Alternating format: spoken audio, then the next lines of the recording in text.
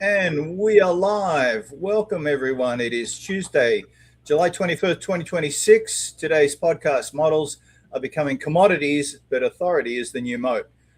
We will just hang out here for a while, let some people come on in. In the meantime, grab a coffee, water, whatever you need. I have my water. And we'll just let some people come in before we kick the whole thing off. Yeah, interesting week. You know, China's moonshot, the EU and Google. Of course, who was it? GitHub got someone got hit with an end-to-end AI hack. Hugging Face. Sorry? Hugging Face. Hugging Face. You're right. And then when they were trying to fix it, the models they were using to fix it refused because they thought they were trying to be hackers. Did you see that? So I did not hear that, but that is a real issue right now. It's actually why I believe in uncensored AI, right? Like, I believe like people should know there should not like a registration type thing, but like there should be something showing ownership of uncensored models, just like similar to like what Google does for downloading like Gemma, right? You have to sign terms of services and so forth, and you can be held responsible for breaking them. But without powerful models to protect you, only the ones that have access to Mythos are going to be safe. So I'll mention it when we start the real thing, but Hugging Face said it had to resort to Chinese AI models to battle a fully autonomous cyber attack because the US model guardrails completely stymied its defense. That's from Fortune, right? I really want uncensored models, period. I want to just buy enough hardware to uncensor these giant models and win. So yeah, it was an interesting week. and the whole sort of digital currency side of it also is starting to merge into glom into AI as well. Lots of announcements around digital currencies, AI, and other stuff happening this week. Clarity Act seems a little bit stuck. The Genius Act is law, but now they're doing implementation, so there's stuff coming up on that that's stablecoin focused. So yeah, lots of stuff. Anyway, let's kick this puppy off. Excuse me for a second while I get the thing set up. I'll make myself smaller, and we will start the show. There we go. So, welcome everyone. As I mentioned, podcast July 21st, Tuesday, 2026. Models are becoming commodities. Authorities, the new moat. For any of you, if you're interested, I do a daily newsletter. I'm going to publish it, the link into the chat. If you click on that link, just throw your email in, and I'm happy to give you a free month subscription. Anyway, this week's AI headlines appear to be about 4 different things. A new Chinese model, European action against Google, AI agents taking over more work, and another wave of enormous infrastructure spending. But let's dig a little deeper. So what happens when intelligence becomes cheap enough for everyone to access, but the power to decide what it does remains concentrated in the hands of a few? This week, the question stopped being theoretical and started to become very real. From the BBC, we have China's moonshot AI claims Kimi K3 can rival OpenAI and Anthropic. And this really matters because it shows that even frontier intelligence is becoming easier to reproduce, cheaper to access, and harder for any one laboratory to control, which I think is a good thing. And I know my friend Achilles does too. But that doesn't mean power is spreading evenly. PC Magazine is reporting that the EU will force Google to open up Android to rival AI chatbots. And this reveals the real battle is moving to the doorway because whoever controls the operating system, the search box or the assistant, may decide which AI reaches us and which choices we're allowed to see. Then from Newstack, we have a story why every AI agent decision needs a receipt and exposes the human risk. We are giving machines the authority to buy, approve, communicate, and decide before we can reliably explain what they did or hold anyone accountable when they get it wrong. And beneath it all, reported now by the New York Times, they're saying AI is running on borrowed money. And it shows that supposedly cheap intelligence still depends on enormous debt, electricity, land, water, and public permission. So models may be becoming commodities, but authority is not. Authority is concentrating around the companies that control access, action, accountability, and infrastructure. And the uncomfortable question today for the podcast is simple. Are we democratizing intelligence or merely building a more powerful system of gatekeepers? But these are actually one story. When you look at it, the intelligence inside AI is becoming more available, with Kimi's K3 challenging OpenAI, model prices falling, technical leadership is becoming harder to hold. And when intelligence becomes easier to obtain, the real power starts to move somewhere else. And it moves to the operating system that decides which assistants you can use. It moves to the agents that can buy, approve, communicate, and act for you. It moves to the enterprise systems that decide what the agent is allowed to do. And it moves to companies that can finance the data centers, secure the electricity, obtain permission to operate at scale. So this week's central question is no longer simply who has the best model. It's really who has the authority to put that intelligence to work and who will end up getting access. And that's why today's briefing, why we call this, models are becoming commodities and authority is the new moat. So today we'll explore why AI powers are moving away from the model itself and towards whoever controls access, action, accountability, and infrastructure. And hello, Achilles. So good morning, good afternoon to everyone. What are your thoughts? Any interesting stories for you? We were chatting about Hugging Face getting hacked, but then they tried to solve it by using their local AIs, and they went, no, you can't do that, and the guardrails killed them. So they went to open source. Right. So seems like open source with Kimi K3 coming out and kind of blasting across. That was like a real earthquake. And now we're finding valid use cases like, hey, guys, guardrails, no. Oh, these valid use cases have always uncensored models, and like the argument against them is like saying that you shouldn't have roads because drug dealers drive on them, right? That's just not how it works. Like we need cops, not not removing our entire transportation network. And the same thing applies to AI. I think uncensored is extremely important. I can't use Fable to check if my system's secure. Every time I ask Fable anything cybersecurity related, it goes, oh, go to Opus 4.8. I can't use Opus 4.8 for some of those things, right? So who gets to use these things? Who gets to be secure? And yes, there are bad actors, right? And bad actors are inherently going to continuously happen, but it means that a few people are protected from them and the rest of us are left out to fend for ourselves. And I just don't think that's fair. Yeah, I mean, if you look at it, businesses, we've talked about this, that businesses don't need the absolute bleeding edge AI model for every task, right? They just need something that's sufficiently capable, that's affordable, that's reliable, and easy to integrate. And I think, this race for the absolute best, I mean, it's great. It's interesting. It's nice to have access to. But I think for businesses that, they're looking at the cost of tokens. They're looking at, all the other costs around it. And it's like, I mean, China's open source strategy, I think, is a really powerful strategy. And I think it's a really smart strategy. Just this week, the person who was heading up the Fed AI thing, he quit, which was really interesting. Let's see. Head of U.S. AI Safety Agency resigned. Chris Fall. He resigned as the director of the U.S. Center for AI Standards and Innovation. I mean, it's like the federal AI oversight is becoming really fragile. What was the given reason? Leadership churn that you're seeing happening in the federal government anyway. So it's kind of weird. What was the given reason for the resigning? Sorry? Did he give a reason that he resigned? I couldn't find one. But I'll go. I'll double check it because it's kind of weird that Leeds Commerce Department did not the Commerce Department did not provide a reason for Fall's departure. Reuters couldn't find Fall for comment. Basically, the institute's responsible for working with leading AI labs like Anthropic, Google Mind, blah, blah, blah, to test their unreleased models for vulnerability. So, when the feds say, hey, you can't just release that thing, you got to send it somewhere, that's where they send it to. And now the head of that has quit. Who knows what's rumbling around that, but it just seems like, you and I discussed this in the beginning. China did a massive amount of announcement this week, just headline after headline after headline around we're uniting 26 countries around AI regulation, We believe AI should be regulated. It should be ethical, blah, blah, blah.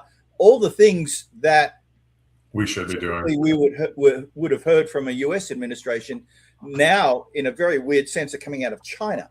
Yeah. And we have the US trying to, control the whole AI stuff as well. And obviously it's caused problem with Hugging Space. I'm sure it's causing problems across the board. It just seems a very bizarre situation that we're in at the moment, with how things are moving forward. So let's go over a few things that happened this week. We didn't just have one frontier model launch out of China. We had two. Qwen 3. Yeah, we had the Qwen 3.8, didn't we? Right, we did. So Qwen 3.8 and Jimmy. The speed of these things are kicking up. And GLM's just sitting there waiting to launch a new model coming up pretty soon here, right? And I mean, there's smaller models that are getting so powerful, they're beating models that our companies are trying to charge, $10 per million output. So what does that look like in the long term? We have a few choices, like societally. We can accept it and know that like Anthropic is more like the Alta Vista right now, and things are going to change. Or our government can begin to put in as many constraints they possibly can to ensure superiority of certain individuals. And it looks like we're going towards the latter. So first off, hardware pricing is, I will go as far as to say it is very artificially inflated, right? Mm-hmm. RAM issue, this GPU issues, those are going to certain players, and they're not going to certain players for the money that we're willing to pay for them. So it's not necessarily a pure profit play. That's scary. And then just straight overt regulation is coming. And we've already seen it with Fable. We've seen our models get dumbed down. We've seen our models someone democratically unelected is deciding what I can do with my hardware and my software. Mm-hmm. And it's un-American. It's not cool, man. But I do think it's a temporary thing, right? Because the one thing that will stop all this is money.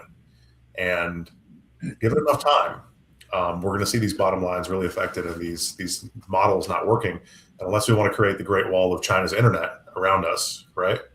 And really silo ourselves from the rest of the world. We will be in a competitive market. So we'll see. I mean, someone said that the gap between the Chinese models and, say, Mythos, the one that terrified everyone and they shut down, is a 5-month window. Basically, within 5 months, the Chinese will get as good as that, which is kind of interesting how small that is when you look at it. The other issue, which you pointed out, was the infrastructure stuff, the build out, and the billions of dollars and the amount that it's holding. Also, someone said trying to get access to some GPU at the moment, big scale GPU, is almost impossible because it's all bought out. Right? Not access to. Access to is actually extremely easy. You can rent one for the most expensive. It's easy, but it's expensive though.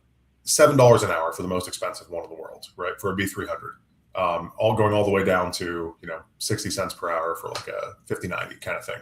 But the difficulty is access to is controllable. So if I'm renting someone else's hardware, it can be turned off. It can be, I can be told, hey, you know what? We don't like you using GPUs. We don't like the model you guys are using. Oh, we want you to do it this way. It's completely controllable. And in the past, GPUs were very much, consumerly available, and they still are, but they're very expensive. So the highest end consumer GPU is probably the Blackwell RTX 6000 Pro. And that is around $13,000 now. When prior to all this, I think it was $4,000. Mm-hmm. That's an issue, right? And you need about 8 of them to run a real model. So if you have $100,000+ investment plus another, 10 for your CPU and your build out and then your cooling system, and then you have power to power it, all that kind of stuff, you could theoretically run some smaller frontier models in your home, but no one's going to sell me a B300, a GPU rack, right? I could have all the money, or it cost me millions, but it's just not going to happen. And that's a little, I don't know. I don't like that. Like small businesses should have access to this too, right? Right. I mean, let's dive in. I think the Hugging Face issue is really key and important this week because it stirred up. It kind of combines a bunch of stories. So basically what happens they blogged it. They said first the company said it had come under a cyber attack from a fully autonomous AI agent that swarmed its systems with tens of thousands of automated actions. Okay, and obviously everyone's been warning that AI agents are becoming capable to do this, but the Hugging Face hack appears to be among the first real-world example. And that was really newsworthy. But what Hugging Face said did next received even more attention. The company fought AI with AI, using a Chinese-built open-source model to detect the attack and understand its scope. Hugging Face said it turned to the Chinese model Z.AI's GLM 5.2 after its security team initially tried to use an unnamed frontier AI model from one of the leading US AI companies, but found it was unable to do so because of the model's guardrails. The company said in its blog post that these models could not distinguish an incident responder from an attacker. I mean, you know, it's like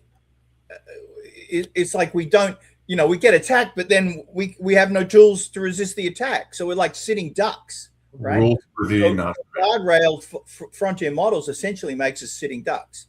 Tell me how un-American it is that the U.S. government can decide what 10 companies get Mythos, but a small business is left just hanging out in the wind, right?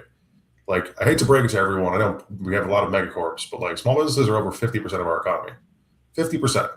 So to leave that completely vulnerable is just ridiculous. And or to leave that tech needing experts is ridiculous. We are going to learn that does not work. That has never worked, right?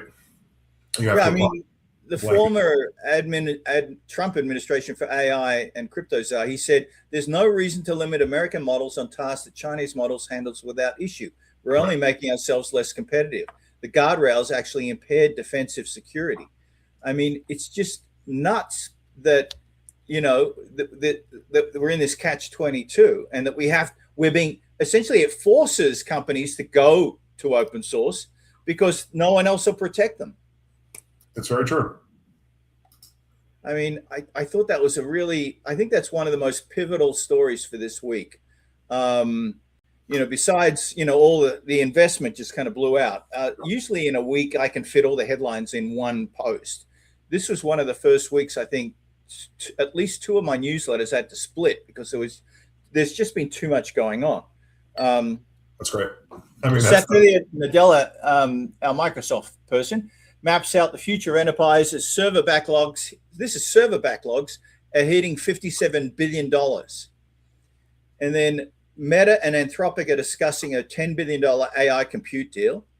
There's companies getting funded for $830 million. FluidStack raised $830 million. People are signing $2.8 billion contracts for AI. That's popping out those IREN. And then Microsoft is adopting Helios for Azure, extending the infrastructure to 72 GPU racks. Oh, I wish I had a 72 GPU rack.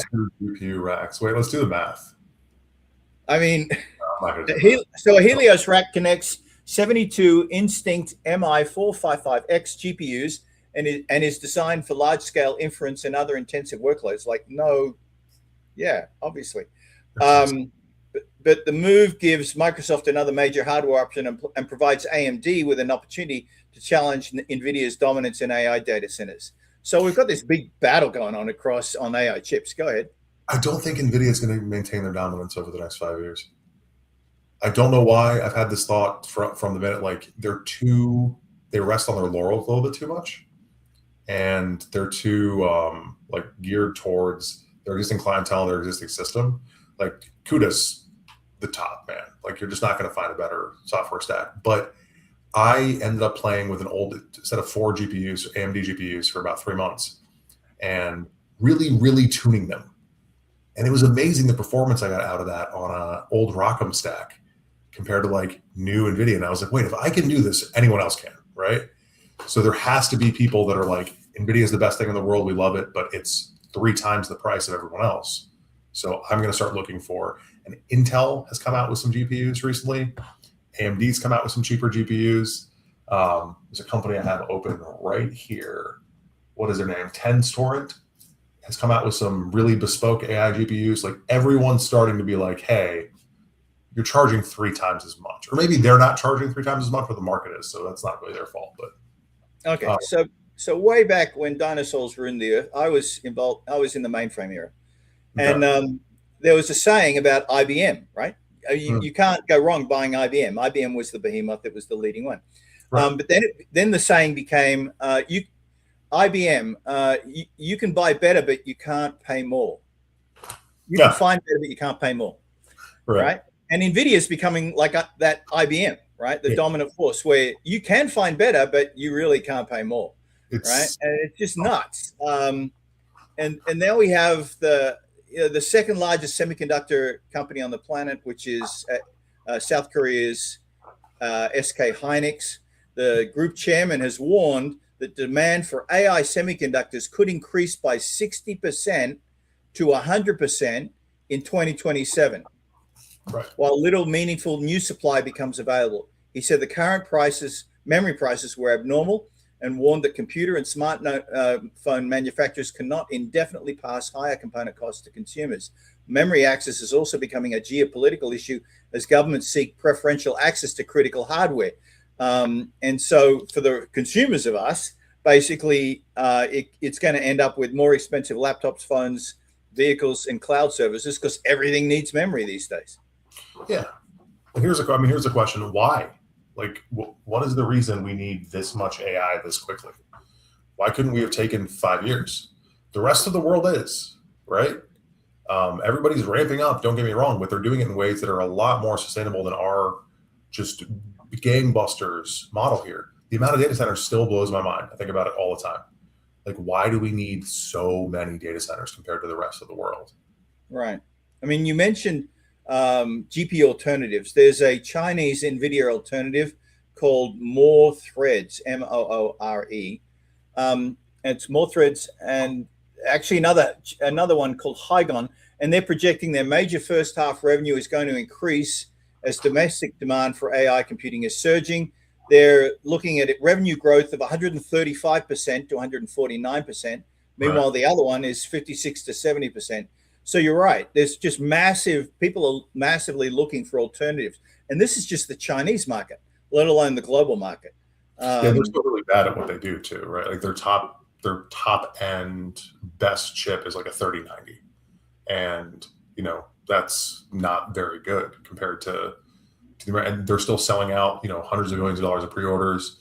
Like, people really are looking for, at the very least, like, it seems so elitist the way that we're doing this, right? Like, we choose who succeeds, and that's so un-American. Yeah, well, there's another story. A U.S. Commerce Department official told Congress that a small number of NVIDIA H200 chips have become shipping to approved Chinese customers. Apparently, it's like a ZTE unit. Other Chinese firms, while Alibaba, Tencent, and ByteDance had previously been named among approved buyers, but then they're not sure that they're actually going to get it. So we're dribbling these things out, right? Which forces the domestic Chinese market to go, yeah, we'll start building our own. Pure hubris. Pure, unadulterated hubris. First off, the H200 is the last iteration of the hardware, right? Right. The B series is the new one, and the B series is really the massive jump. The H300 is when we saw it's really getting involved. So discussing whether or not China can have H200s, first off, they have them. They just go buy them from other countries and bring them into their country, right? I can buy an H200 from China right now. It's pure hubris, and it's going to come back and bite ourselves right in the ass.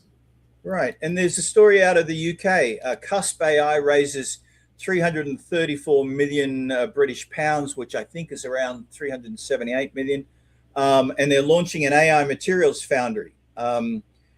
They're involving more 45 founding members, and it includes NVIDIA and all that. And I guess they're looking at trying to get European support for the whole, hardware and materials for building these chips. So that's kind of interesting how that's going. Meanwhile, Bristol Myers Squibb is building the pharma's largest AI supercomputer.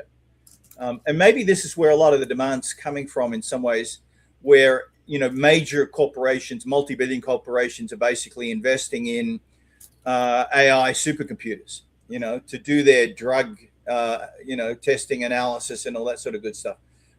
This one says that the Bristol Myers Squibb is purchasing next generation DGX Superpod based on the Vera Rubin architecture.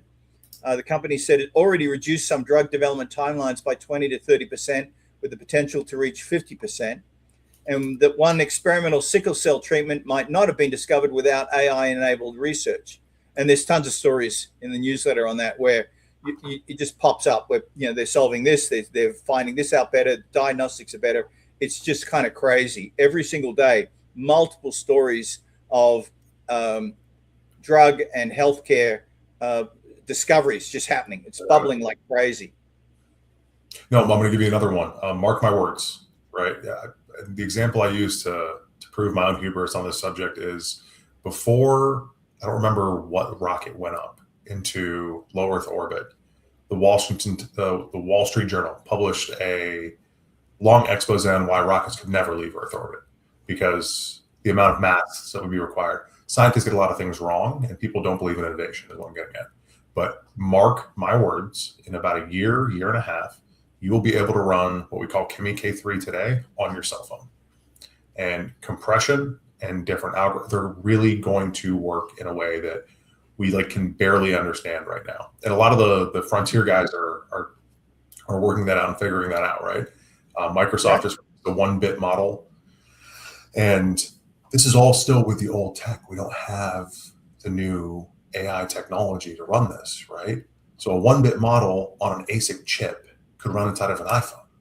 And then you have a clip-on, 600, billion parameter model, or a built-in little chip, and that's the new cool thing in phones.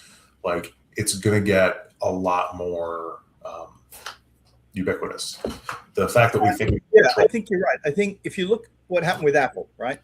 The CEO became the chairman and the head of hardware became the CEO, right? Obviously, hardware is the big focus everywhere. Sure. And then you mentioned, we also talked about data centers. A report out of New York Times is saying data centers will add billions in power costs to at least 13 states. So a capacity auction by PJM Interconnection, the grid serving approximately 67 million people across 13 states and Washington, D.C., reached its temporary price ceiling while still failing to secure enough power to meet its reliability target. Data center growth has driven demand beyond available supply, contributing to capacity prices that have risen more than 1,000% since 2024. That's ridiculous. And they're saying the results not confined to technology companies, household and small businesses may pay billions more to keep generating capacity available for peak demand. And so the AI boom is becoming a cost of living issue, with people like us subsidizing the infrastructure, whether they own it or don't use it or do own it. That's kind of crazy. New York is considering an AI data center moratorium. I know one state already has one. So that's pushing through. Meanwhile, in Australia, they're putting the environmental brakes on AI data centers. They're announcing plans for mandatory national standards to govern the placement, electricity consumption, water use, and environmental effect of large data centers. That will never happen here, but at least someone's trying it out, right? Yeah. I mean, but they are saying they're trying to get it so that data centers be required to fund their own power expansion, which doesn't sound like a bad thing, right? Given how crazy it is. Again, I think it's pure hubris, right? The fact that we think we can just charge our citizens, whatever we want to keep these things going, and that there can be no rules. And man, people will burn data centers if it keeps going like that. And that's why I see all these security, I think. I think they're a little bit aware as to what they're doing on that front, but no, we need some innovations as a country, right? We have better power. Here's an interesting story. A New Jersey town banned the AI data centers. They had a chaotic public meeting, right, where the townspeople said, no, we hate it, we're going to ban it. And then the developer subsequently sued, turning a local zoning dispute into a broader test of how much authority municipalities have to reject AI infrastructure. So while residents are challenging the projects, right, the lawsuit demonstrates that the communities may be able to delay AI development, but the opposition can carry significant legal and financial costs, right? Yeah, it's not. He won that. They're building the data center. Just to get that out there, if you look further into that, like the citizens lost. Okay, so if you don't listen to it, eventually, man, there's going to be people that burn shit down. Like, it doesn't make any sense, right? And we've seen this in history and like multiple times. Like, you ever wonder why in the U.S. Constitution you can't house soldiers in homes? Which one is is that an amendment? No, that was part of the original Constitution. Oh, okay. You know better. Yeah. But I don't know why. At first, I didn't know why. Right? It was because the British, when they were trying to hold America as their colony, the colonists wouldn't pay any taxes. And there was the Stamp Act, and they were like, "Nah, we're not doing that." Pretty much, right? They protested and they stopped the Stamp Act.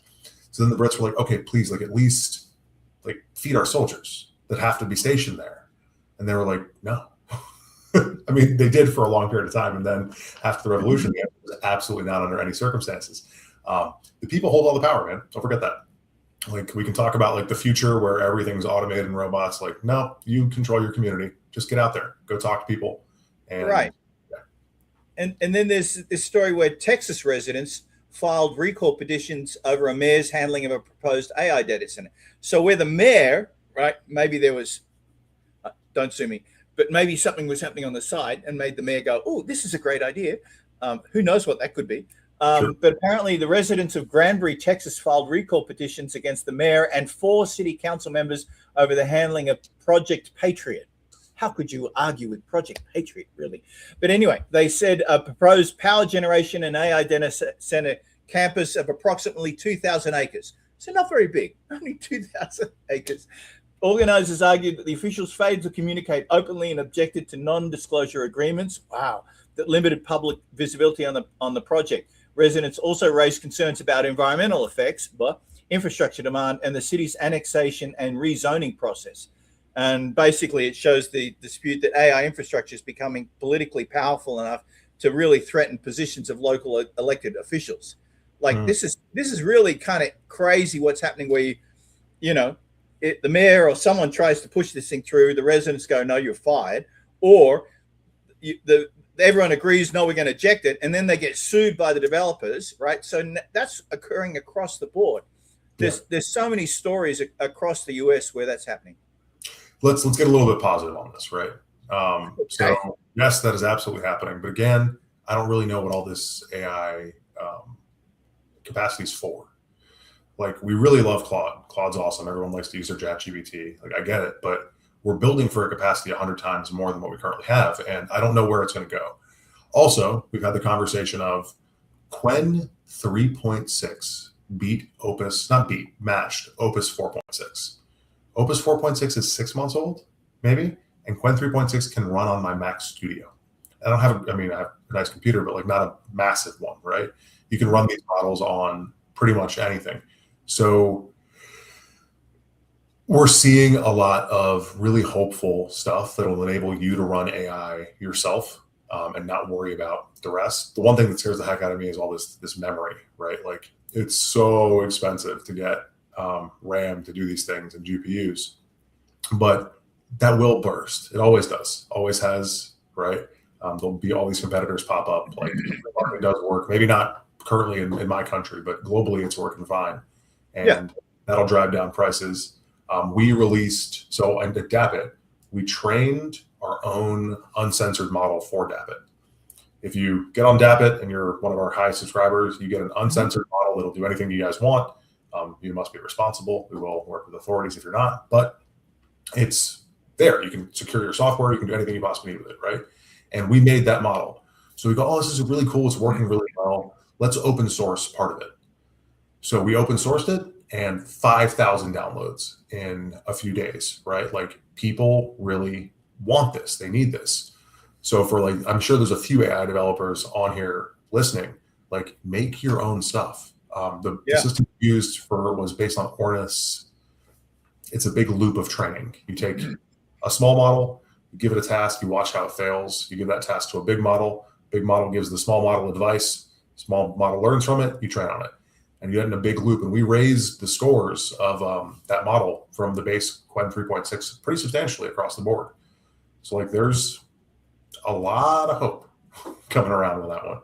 Yeah, and I mean we said it before, but Xi Jinping is arguing that AI development should not be dominated by a single country and presented China as an advocate for broader international participation. They're basically saying, access inequality is becoming a geopolitical argument across the board. Sure. And they're trying to push that as hard as they can. Meanwhile, and there is good news, right? Papua New Guinea is moving to outlaw deep fakes as victims call for more protection. So there's regulatory stuff occurring across the board.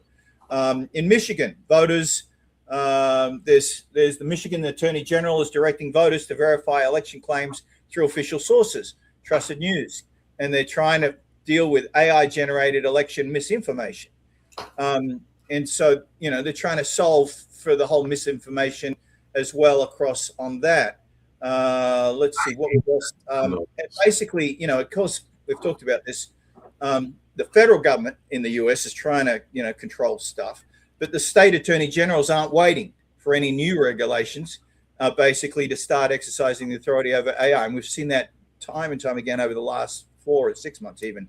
There's a story out of Reuters saying that basically the attorney generals don't need specific legislation to investigate companies under existing consumer privacy laws. Oh, that's what it's saying. Okay, basically they're saying that there are laws in place now where, anyone who's doing AI specific, bad things, they can still go after them, which is kind of interesting there. Thank goodness there's enough laws, I guess, around consumer protection and a bunch of other stuff. So they're saying that basically AI doesn't exist in a legal vacuum, and the existing laws can reach AI-enabled discrimination, deception, and harm, and they're going after them in a big way. And there's still court cases going through. And unfortunately, there's a story this week, again from Reuters. A federal judge in Michigan warned the U.S. Justice Department after the government filing cited a case the court could not locate. Mm. The judge said the citation was likely generated by AI and reminded government lawyers that their submissions can directly affect a person's liberty and immigration status.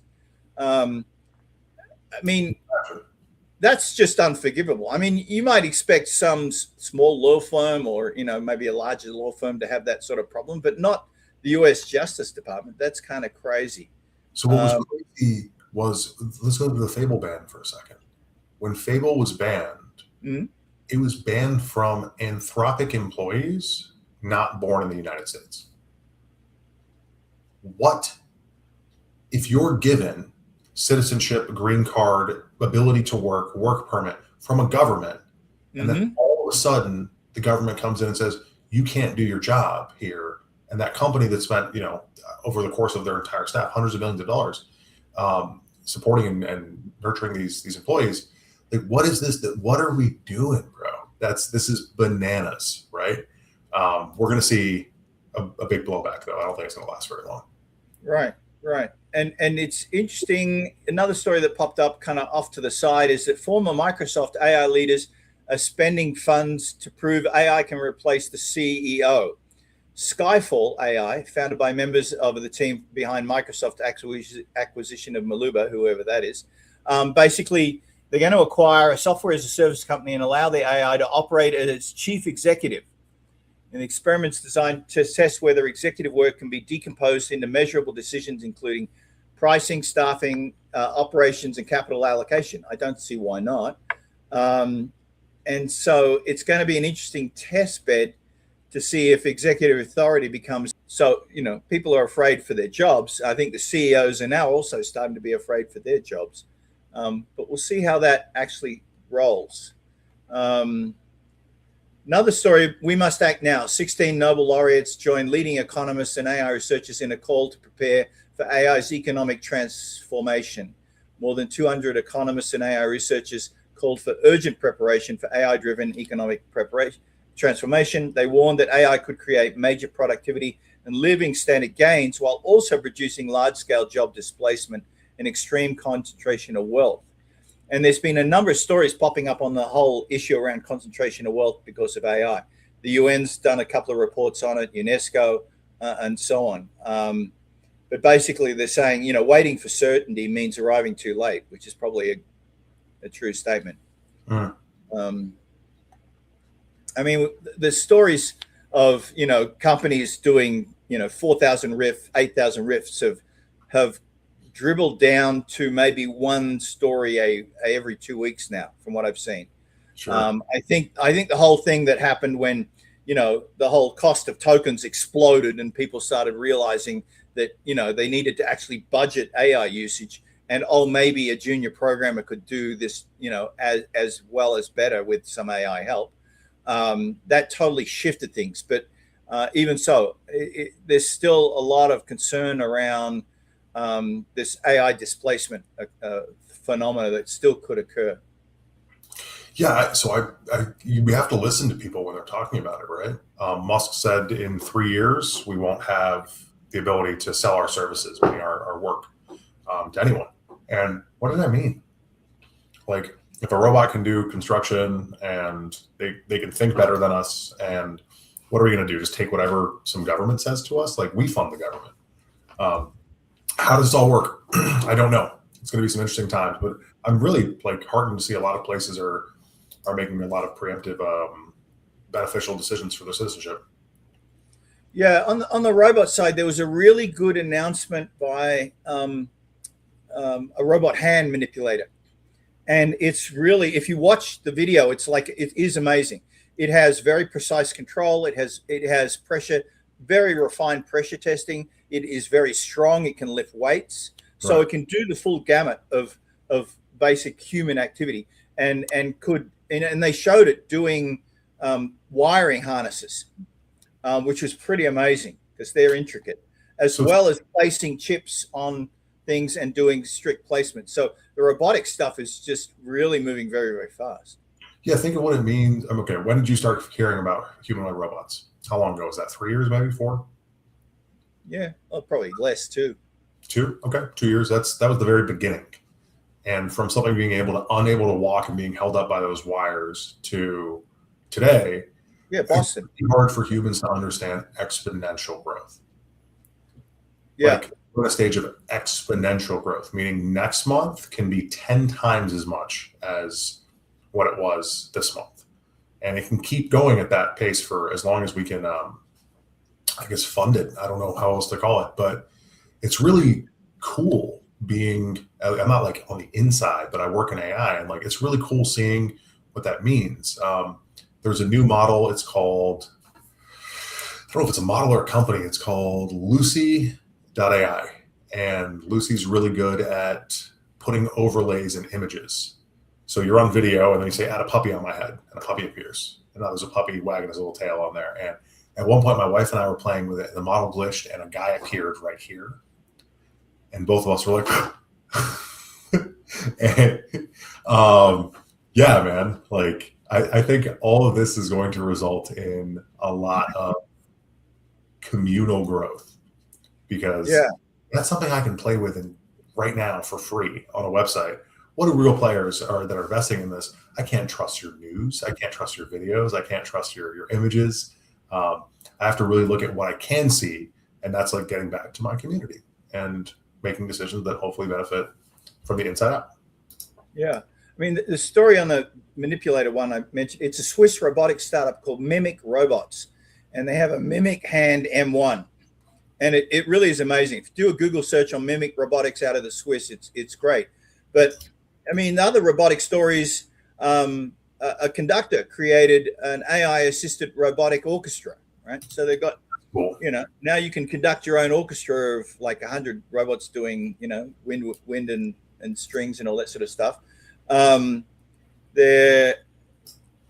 then of course we start to dive across into the military stuff, which is lots of stuff happening there on the military side,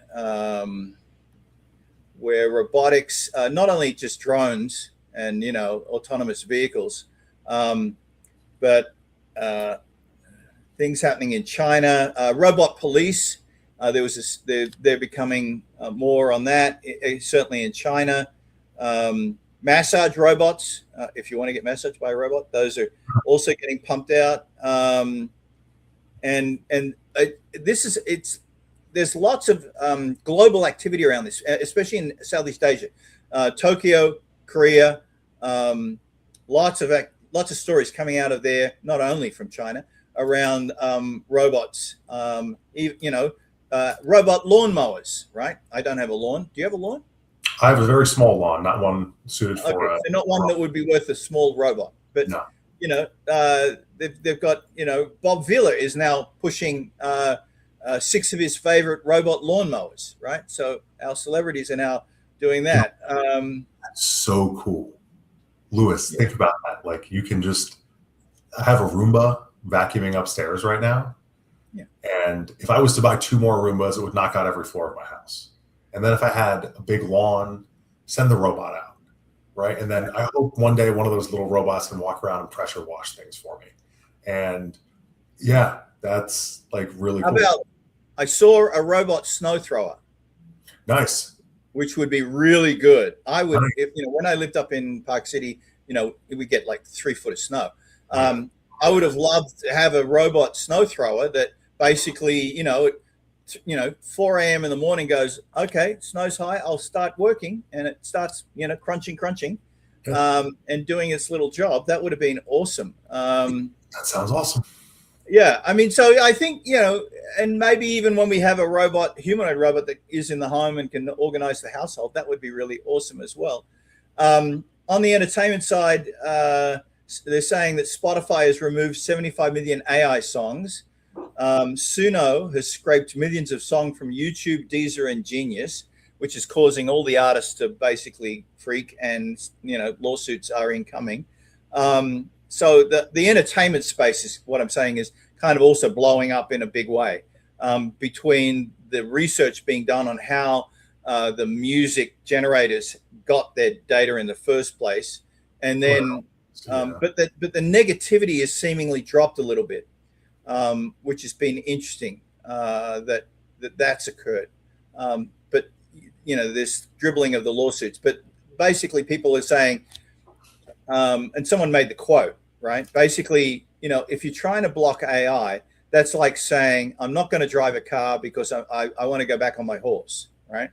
It's like, this is kind of a one-way thing at the moment. And so I think the entertainment industry for sure is trying to figure out how it can absorb this and cope and still support all the artists.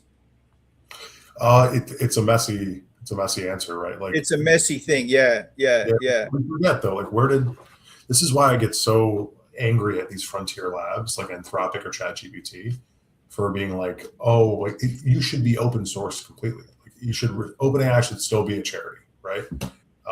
And that's because you took all of our information.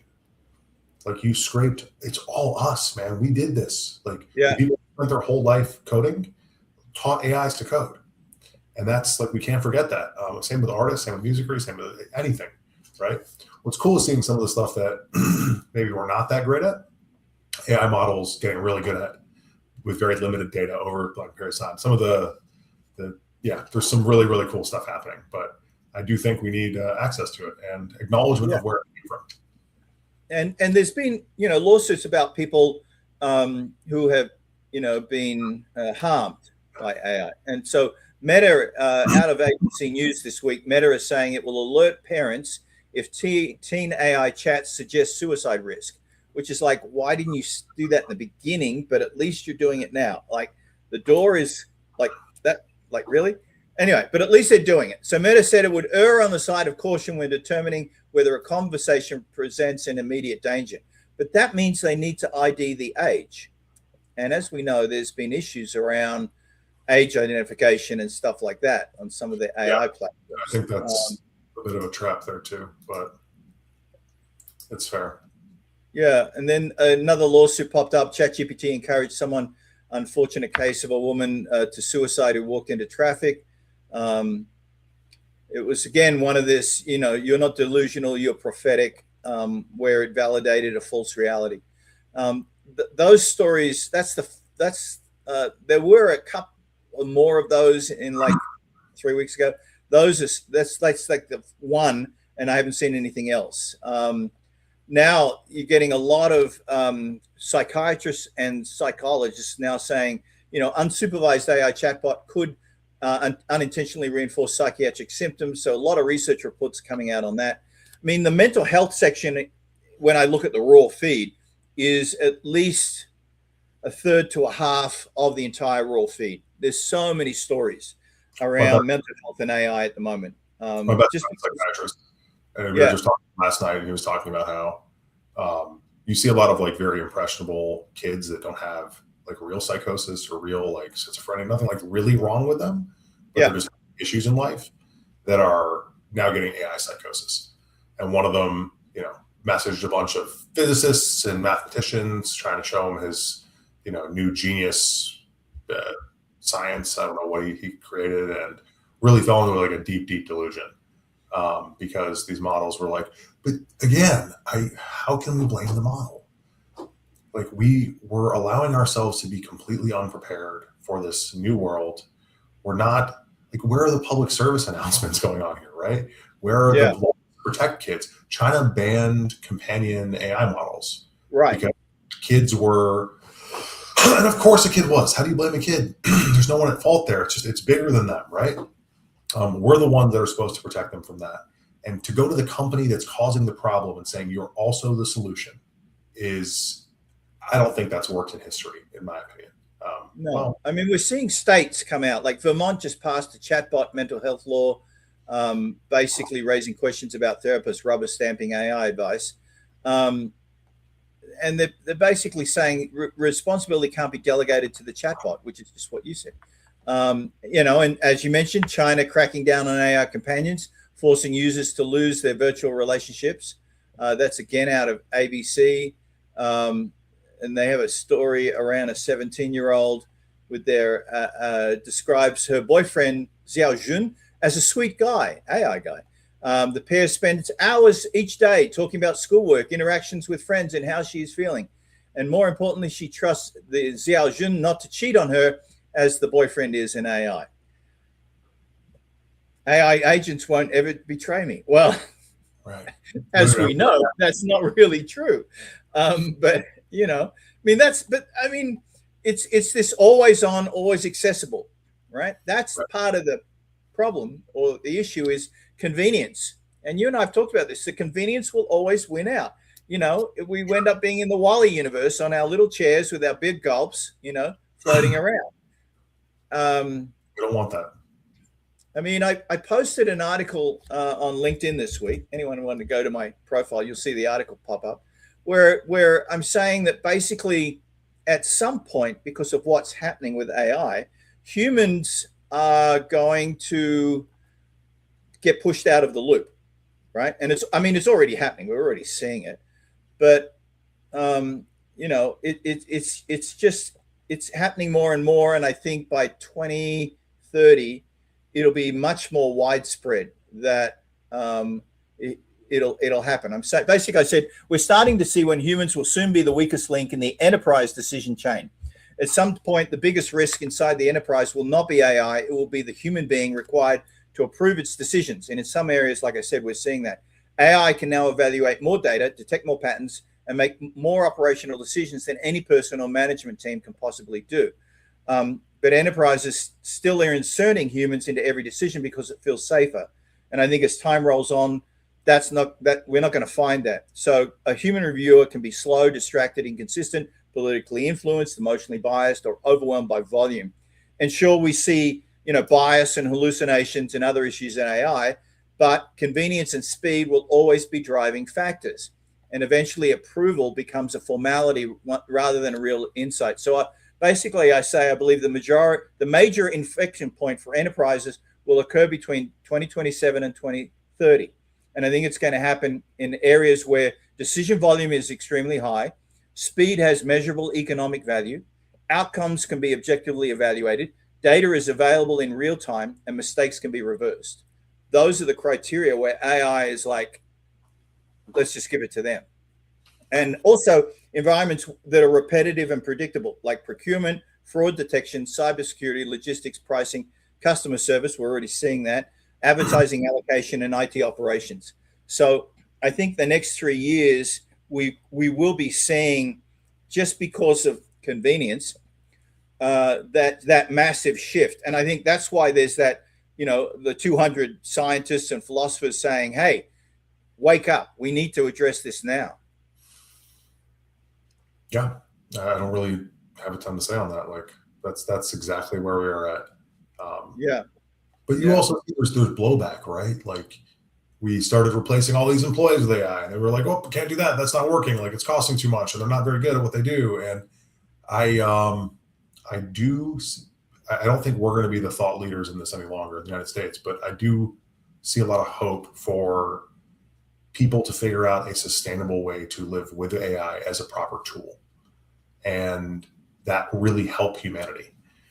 We just have to make sure we're willing to, like let's say, what's an example? Let's say Anthropic's $1 trillion evaluation drops to 100 billion, right? That loses a lot of very rich people a lot of money, but that would keep this, more accessible and more spreadable and more regulatable and all those things that we need it to be for the future. So like the question is, are our politicians and are our people willing to pay the price of an equitable market? And right now, I think the answer is no, but I think the rest of the world is going to force us to. Yeah, I mean, it's interesting. We're seeing these driving forces come in, but it may just be an aspect of the maturity of the AI cycle that we're in. Like you said, we'll get something like Quen, on a phone in maybe 6 months or 12 months. Oh, yeah. Right. So the hardware and software evolution is happening extremely fast, which cuts down costs, which cuts down usage of, water and electricity and stuff like that. But then the pricing of it was, we saw that blow up, and basically people were cheaper. And yet the convenience aspect, if the pricing comes down, then the convenience gets higher. There was an interesting article out of Fortune that said this guy interviewed 700 leaders, and he said the ones outsourcing their thinking to AI will lose their best people first. And I think that's absolutely true of what's happened. Basically, this leadership interviewer called Ryan Hawk argued that executives who allow AI to replace their own understanding will lose credibility with high-performing employees. And there's lots of, if you go online through Reddit, there's lots of stories in some of the anti-work stuff that's happening, where the CEO is suddenly just basically copying and pasting AI shit across and sending it down the line, and people are going, "What the hell is this?" And basically he says AI may improve preparation and analysis, but people still expect leaders to exercise judgment, explain decisions, and accept personal responsibility. You can't outsource your own understanding, and that's real key. That is, I think, the most dangerous thing. This is what me and my friend were talking about last night. Was I've said this to you a million times, right? I am just as subject to it than everyone else, but when I am tired, I make more mistakes using AI. And that's because, not that the model's dumber, the model's just as smart as ever, but it doesn't get tired because I outsource my critical thinking. Right. It'll be like, "What do you think of this plan? Should we do this?" And I'm like, "Yeah, man, just let's finish this. I want to go to sleep." And then it gets messed up. I'm like, well, and then I look back on its plan and I was like, well, that was a terrible idea. Why did I ever say yes to this? And we have to be accountable for ourselves. AI should be a tool, not our outsourced ability. One thing, for the record, I've noticed, I've talked to a lot of people about this. People are exhausted by the output of AI. Yeah. AI, you ask it, "Hey, is this a good way to go about this?" And it'll print you 3 pages that you're supposed to read, and none of us do. 26 pages, yeah. One sentence, get the gist of it, and go, "Okay, what about this?" Start training your models or conditioning your models to communicate with a human being, right? My model spits out 1 paragraph at a time. And if it's too verbose, I go back and I say, "That was too much. Explain it to me like I'm 5." And it does that. If I have questions, I elaborate into it, right? Like, keep yourself in the ability to interact with these things. I think that's very important as well. Yeah, one of the best sound bites is AI can prepare the leader. It can't become the leader's understanding, right? But I had exactly that situation this morning. I used AI, did a full analysis around a different approach that we're looking at. And it was 26 pages, but it was good because I went through it in detail. I was like, yeah, that's a great idea. Oh, I like that. Oh, yeah, this is really, oh, yeah, it's a good idea. Right. So it was useful, but I'm used to, I'm weird. I'm just used to having a lot of detail. But I sent it to the person and they came back and said, that's a lot to digest. I went, chunks. Let's bite it off in chunks and implement it over time, because I think we can do that, right? And it's like, how do you eat an elephant? One bite at a time. But you're right. The volume of information you can get out of AI is crazy. And so you're right. If you're tired, you're like, just get this thing done. But if I think have some discipline to go, and I continually do it, condense this down into the top 3 bullets that are really important. Bang. That's all I care about, right? That's it's like there's a threshold point, right?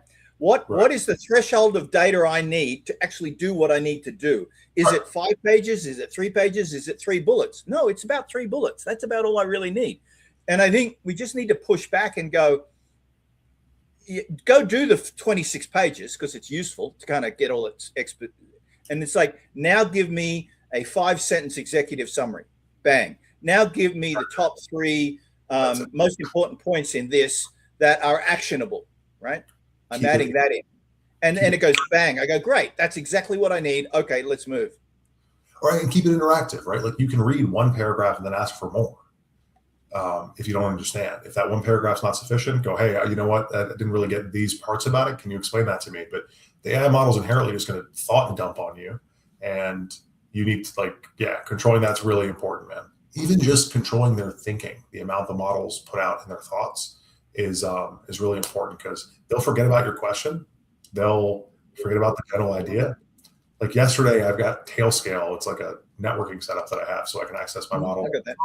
Yeah, that's so great. And I told the model, I was like, hey, one computer is not showing up properly on this. Please go address this. And it was, I read his thoughts to make sure it doesn't make mistakes. And it was like, oh, he's mentioning one computer doesn't work on it, but he recently got rid of one computer, so that must be it. So the computer that he got rid of is still on the network. I need to find that. And then it doesn't tell me anything. It just goes running task. And that was completely incorrect. And I'm just like, let's just see what happens for a second. Running task goes, problem fixed. It turns out there was no problem. And you don't know what you're talking about, more or less. And I was like, that wasn't what I was saying.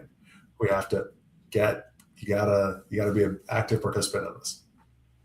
Yeah, you do have to be an active participant. The number of times I've pushed back on the AI's, determination and gone, I don't think that's right because of this and this and this. And it goes, oh, that's a really good point. Let me incorporate that. Oh my God, you're right. Let me reformat the whole thing. And it redoes the whole thing.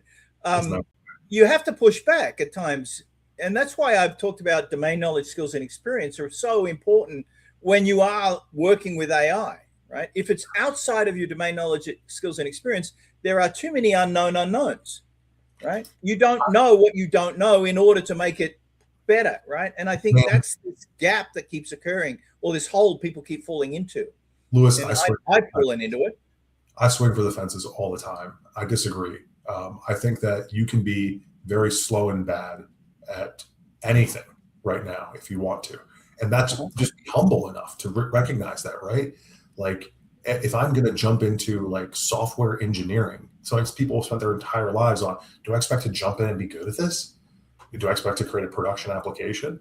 And this is, again, what my friend and I were speaking of, right? Is like, you got to be a little bit humble, guys. I say this to everyone. It's like this kid that had psychosis really believed he had just changed mathematics forever. The kid's not a mathematician. He has no idea he has no background in math. He's just been talking to ChatGPT a bunch. Like, I could change mathematics today and not believe it. Let me make that clear. If I found the most revolutionary mathematic proof, I'd be like, nah, it's not right. And I would ignore it entirely because that doesn't make any sense in my world. So like for me to jump into like biology and all of a sudden think because this model's telling me I'm cool, that I'm a phenomenal biologist, it's just hubris. But if you want to learn something, sit down with this thing and go, I want you to get to core principles. Teach me from step one, right? Sure. What's really, if you're talking about like software and that kind of stuff, like they are a little bit outdated. So it's important to like do your own Google searches and ask questions based on that. But you can really slowly become competent at something. And then the ability and the vocabulary to talk to people who do know what they're talking about, and they can help you. And as an education tool, it's awesome. Unbelievable.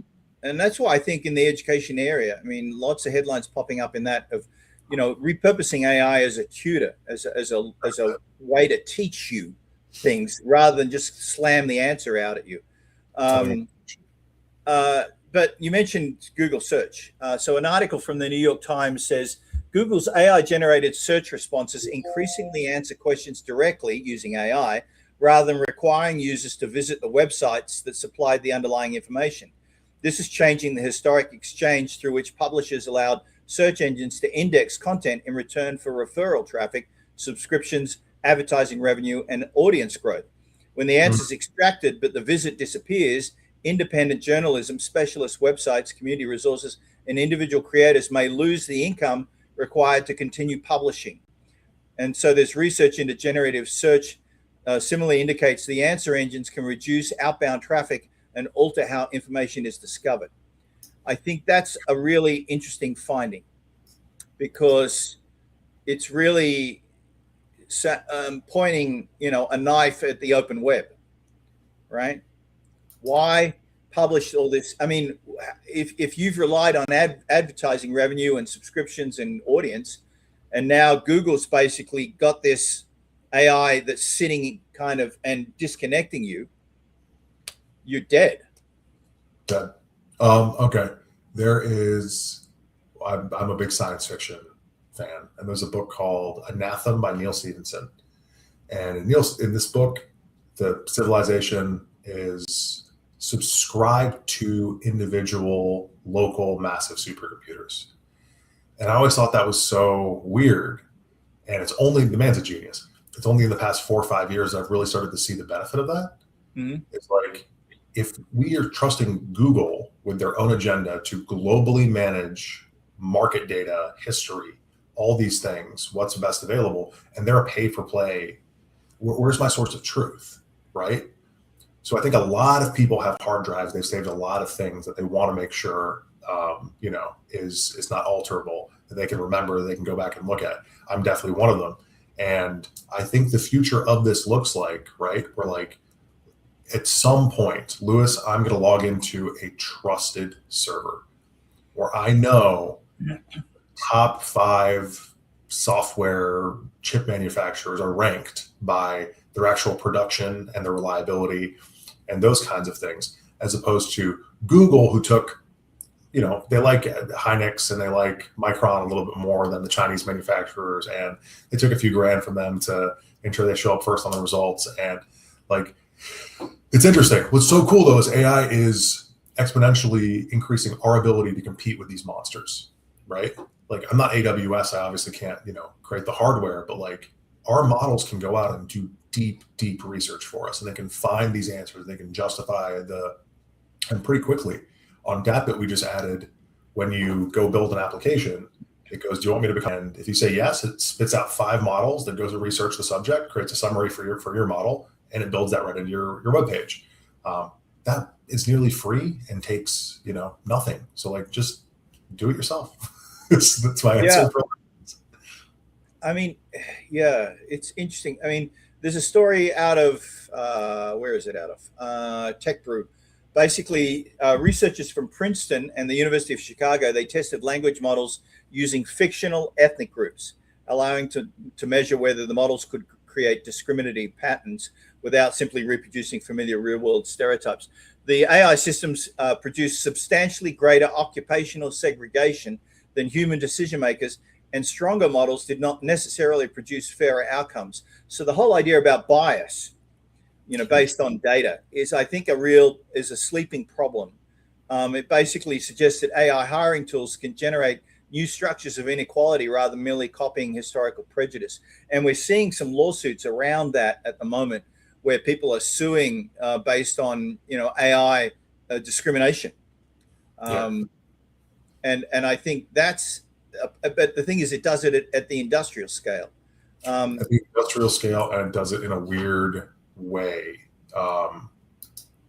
We all have these really invisible patterns that exist within us, right?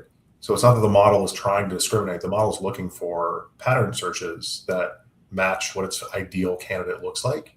Right. So just the way I speak, the way I type, the way I format a piece of paper, the way I can all be used against me. I personally, when I'm industrial facing, I don't use my own hands. AI writes everything for me, right? Because it knows more so the world that it's playing in, because it's playing against its peers. And if I'm writing a proposal or I'm writing a resume or I'm writing whatever, I have AI formatted for exactly that bespoke thing that I'm doing. Then I throw that thing away and I redo it the next time. Right. Yeah, I do a lot of throwaway, generate once and then just delete it. It just seems better. On the education thing, there's an interesting article out of Nature and they argue why using AI as a learning coach can improve education. And education researchers are arguing that AI can improve learning when it acts as a coach that encourages planning, reflection, practice, and self-correction rather than just giving the finished answers. Well, yeah, duh. Personalized systems can adapt explanations to individual students, but excessive assistance will weaken independent reasoning and produce an illusion of mastery, like your example. They're saying the most constructive educational role for AI is therefore not replacing effort, but helping students to understand how they learn. The authors say schools should use AI as a coach to support self-regulated learning. I think that's absolutely true. I think they should absolutely do that. It should encourage thinking rather than eliminate it. And the personalization, I think, is super important. All of us can remember when we've been in a class, and at least I can. Maybe this is me, and and the teacher does something on the board, right? And you're like, "What the hell is that?" And everyone in the class is going, "Yeah, that's it. Oh, I get that." And you're like sitting there like the stupid person out of 40. Oh no. I have no freaking idea what that means, and it just sucks. It does.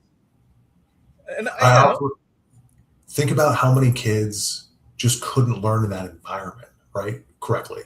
Like for me, I was still thinking about first period when third period hit. Right.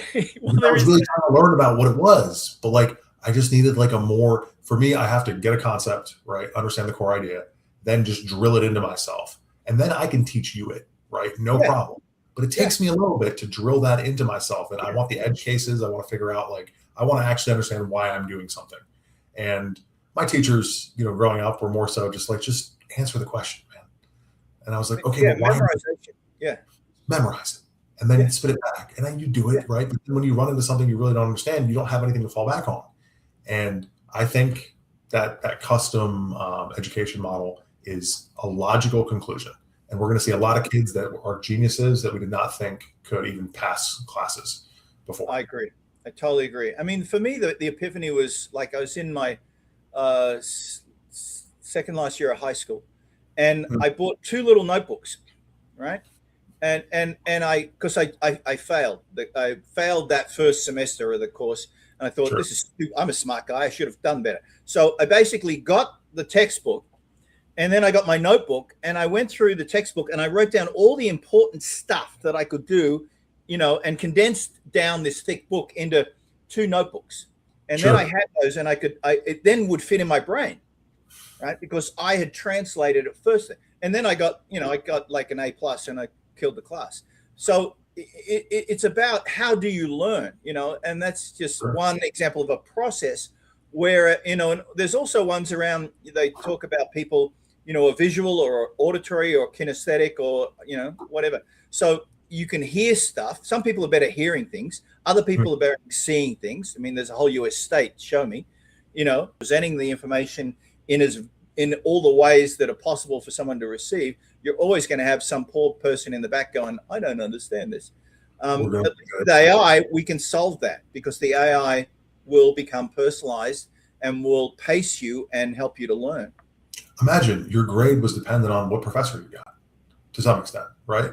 And absolutely, that's going to be looked at as archaic.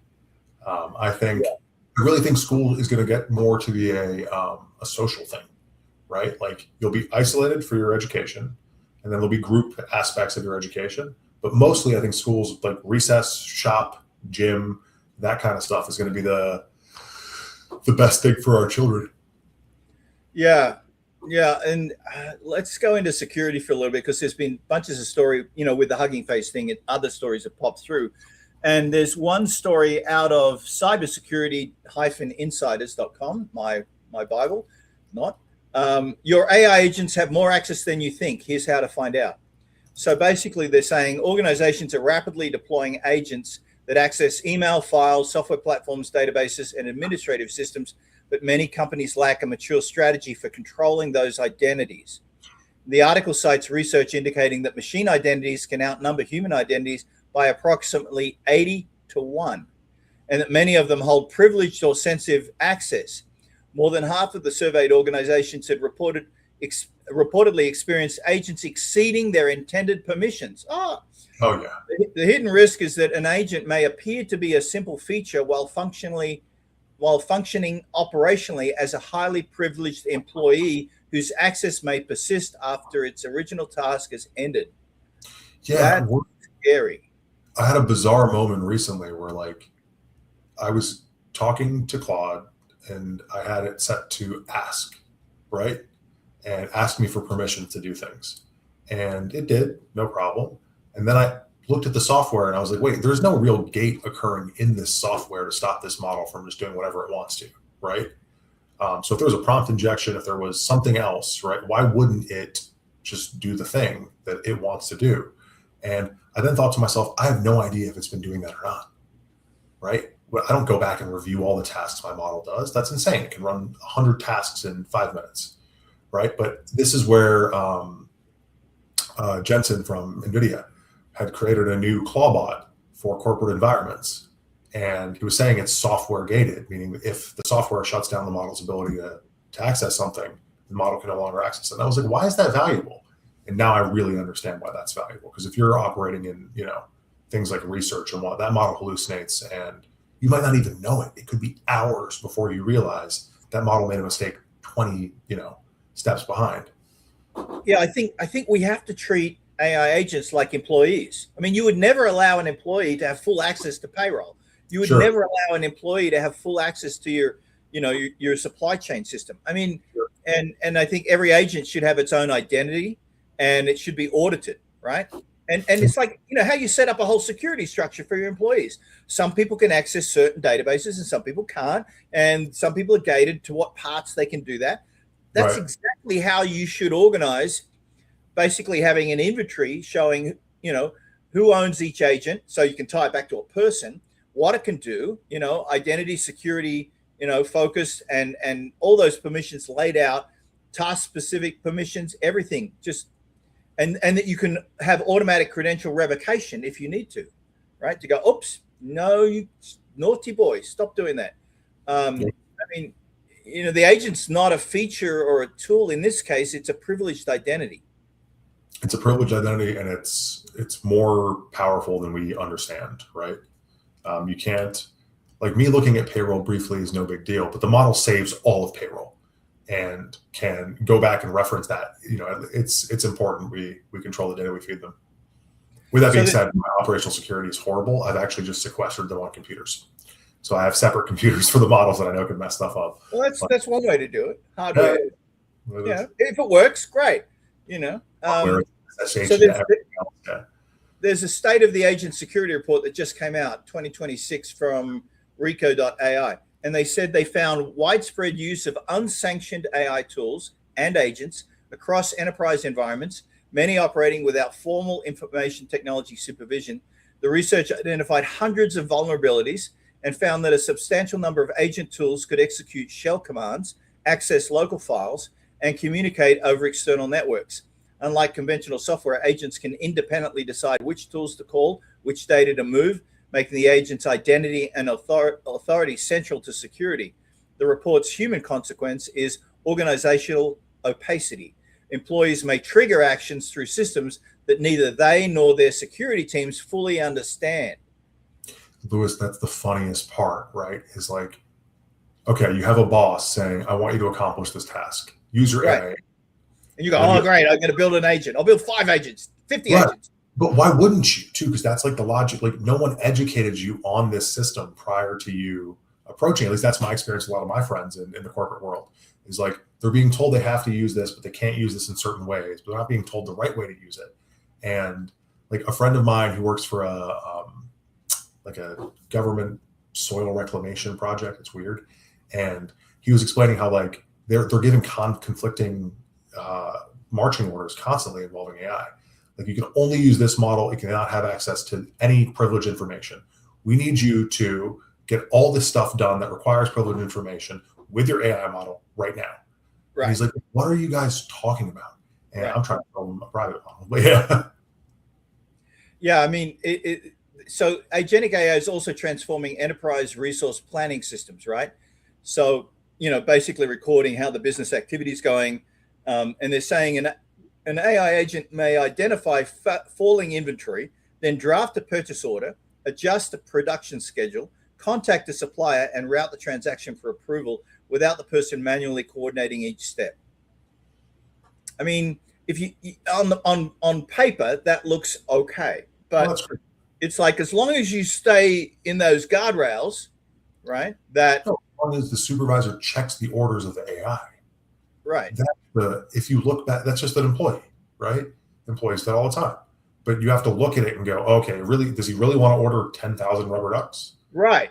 That sounds like a mistake. That's the problem. If it's just rubber stamp. The AI, it hasn't been wrong for months. It's fine. It won't ever go wrong. Oh, yeah. Yeah. Suddenly, there's a $2 million bill because the AI thought, I thought there was a missing computer. Oh, no, it's not a missing computer. I know you moved it. Right. Yeah. Right. Oh, man. Documents and giving them the context, if you're operating on something consistently, like I spend as much time like coding stuff as I do making reference documents for my model. And then I constantly audit its soul file and its personality and it's all those things to make sure it constantly references them. Because you'll notice when a conversation compaction occurs, it goes from having 1 million tokens of context to nearly zero. It'll just start suggesting things that are completely breaking, right? Like, the next thing we should do is audit that computer that no longer exists. I'm like, hey man, we just talked about that. It's like, oh, my bad. Let me look at my documents. I'll look at the documents. Be like, okay, now I'm more grounded. That's how we proceed. That's important.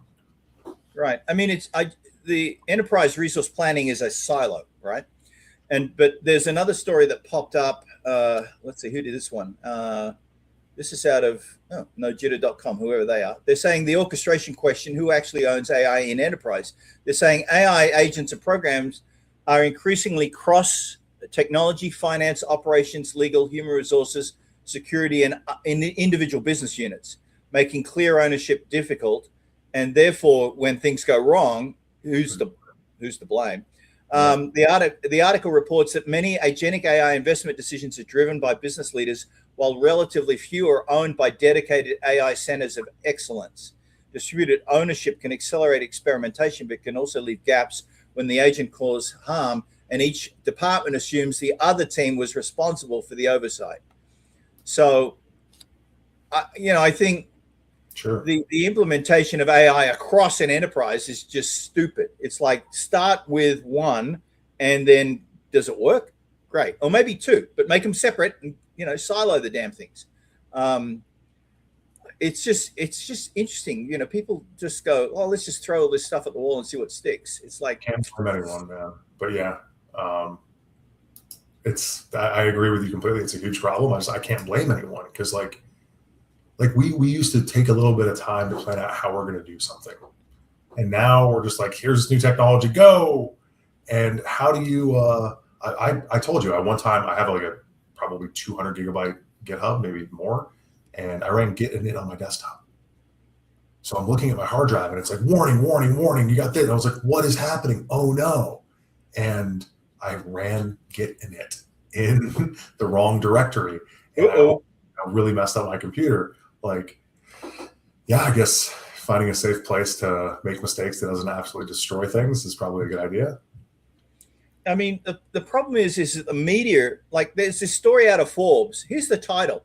Why your business needs 100 AI agents instead of one co-pilot.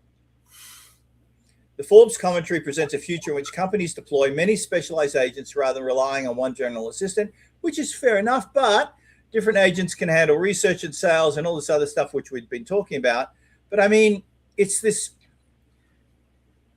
a nice statement, but when the rubber hits the road, it's like, well, do you have the infrastructure and the protocols and the security in place so that when you do the 100 agents, you're not going to blow your business up, right? And you don't start with 100 agents, right? It kind of gives you that impression, you know, you need 100 agents rather than one co-pilot. Well, why don't you start with one and then gradually add them over time rather than just blammo? Because, yeah, they say agent scale creates management problems at machine speed. It's like, duh. Yep. It's fast at solving it. It's fast at breaking it. And interesting companies are now going, like Robinhood just announced they're now open to AI agents, which is like, okay. So you can open an agentic account and connect an agent to it. Yes. Right. So, you know, we've talked about AI agents having email addresses, AI agents having their own credit and debit cards. Now, Robinhood is saying your AI agent can now own a Robinhood account. Just you having an agent is going to be your guide to wealth in the future, and it kind of freaks me out. But Lewis, with that being said, we're at the bell. We're coming up. It's 56. You're right. So, good discussions as always. I am going to do this in Cliff. Thank you, Achilles, for all your input and commentary today. Really appreciate it. Let me close out for today and kind of wrap a bow around everything as I do this. See you next week, guys. Yeah. So this week, AI stopped looking like a collection of clever products and started revealing itself as a new operating layer for civilization. We saw governments compete for sovereign models, military systems, chips, and global influence. We saw data centers collide with electricity bills, water supply, public protest, local democracy. We saw AI move into the most intimate parts of human life, becoming a companion, a therapist, a teacher, a recruiter, and sometimes an authority people trust more than other human beings. We saw that the most consequential transition of all, AI systems are not simply answering questions. They are deleting files, they are moving robots, they are ranking workers, they are initiating purchases, they're managing money, and they're handling decisions from one agent to another before a human fully understands what's happening. I think that's the real focus of what we've seen over the last 7 days. Not AI as a spectacle and not blockchain as a speculative side story integrated into the thing, but the deeper rails underneath the emerging machine economy: power, infrastructure, identity, payments, programmable trust, belief in human agency. Because when intelligence becomes abundant, the scarce resource becomes judgment or accountability, dignity, and the courage to remain consciously involved. None of this means the future's lost. I don't think that's true by any means, but it does mean the future is still being designed through every permission we grant, every default we accept, and every system we question, and every human value we refuse to automate away. I think we have more agency than the headlines sometimes suggest, but only if we remain awake enough to use it. And if you want to understand where AI and even blockchain are really moving, watch the rails, not the headlines. So come back next Tuesday when we'll again look beyond the product announcements and the benchmark scores to examine the deeper structures taking shape underneath them. Because the future's not arriving as one dramatic event. It's being assembled through chips, contracts, payments, payment rails, regulations, defaults, and millions of small decisions that are gradually becoming normal. Remember, we're not predicting the future, we're debugging it together. And if you'd like a free subscription to the newsletter, I just posted into the chat a link. Just throw your email in when the page pops up, and I'll give you a free 1-month subscription to the newsletter so you can see on a daily basis. It's broken up into 32 categories, so you can kind of choose what you want and ignore the rest and focus on getting back to work and doing real work. Thanks, everyone, for this week, and we'll see you again next Tuesday. Stay tuned, stay safe, and all the best. Bye.